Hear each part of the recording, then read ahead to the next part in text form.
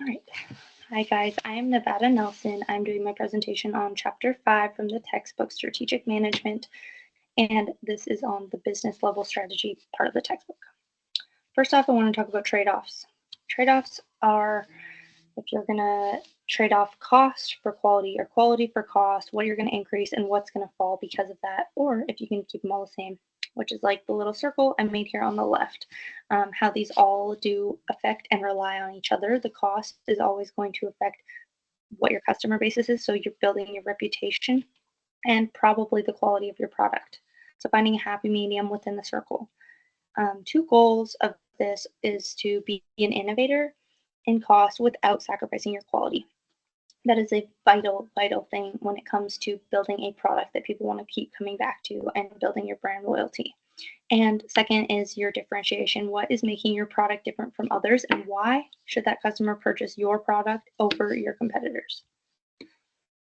A couple key points in the two different strategies talked about in the textbook. The focus strategy is finding your niche customer and your target audience.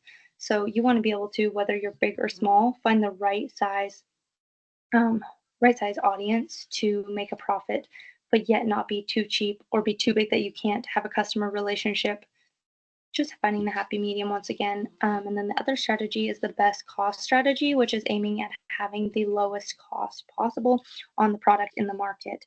Although sometimes the negatives with that can be that you lose the quality of your products. They also aim at having a good margin on their products. All right, so Tracy and Wiersma in the textbook, they bring up the three strategic disciplines that these authors believe in their book. And the first one is operational excellence, which I believe is talking about, and it's mentioned in the textbook, it talks about having the right managers in the right place, having a smooth operating atmosphere. So you could have 7 average managers, but at the end of the day, having 7 people is going to increase your overhead costs. So you want to have one really good manager or operating product designer, whatever it is, you want to have one really good one or a couple really good ones over quality or over quality over quantity. Same as making your products. And next is the product leadership. I think that being an innovator means that you're always going to have the newness and you're going to have quality, and you're never going to sacrifice that quality for the newness. You're going to keep your product being the best. And number 3 is your customer intimacy. This is talking about just being a brand that builds that rapport and cares about their consumer and knows their consumer and takes the time to get to know who's buying their product and how to make it better for them. So just building that relationship and keeping the loyalty. A couple of points about differentiation. The advantages of differentiation is that having a high quality but a unique product can increase your loyalty. Creating a high quality product might set you, though, into a different niche. We talked about niches earlier in the two strategy slides,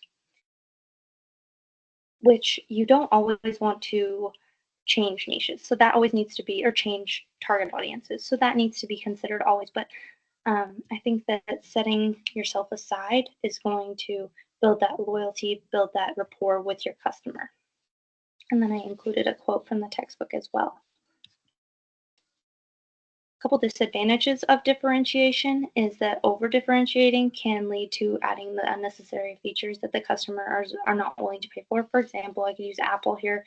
They increase their price on the phone, and it may be because oh, it's a better camera, oh, it's better technology, it's faster speeds, but there might be some customers that actually don't care for that, and they're not going to buy just because of those products. They'll go with the lower price brand or the last year's version at a lower price.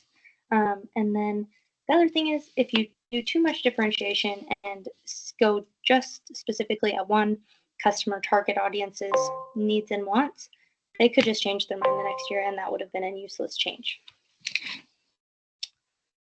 4 rules to abide by that are according to Tracy and Wiersma's book. They mention these in the textbook. I just kind of summed them up, paraphrase them. But the number 1 is to provide a best product by excelling in one area. So pick your biggest strength and work really hard to make that the best in the business. Number 2 is maintaining a threshold on the other areas. So that first one, you're going to pick your best thing, but don't let the other features fall below the threshold and to lesser standard because you improve that one. And third is improve every single year. You always want to have newness and better your product. Number four is to dedicate your operating model to unmatched value. You want to always have the best value for the best bang for people's bucks. You want to have good quality and a good cost and always be increasing your brand loyalty. And these are my references. Thank you.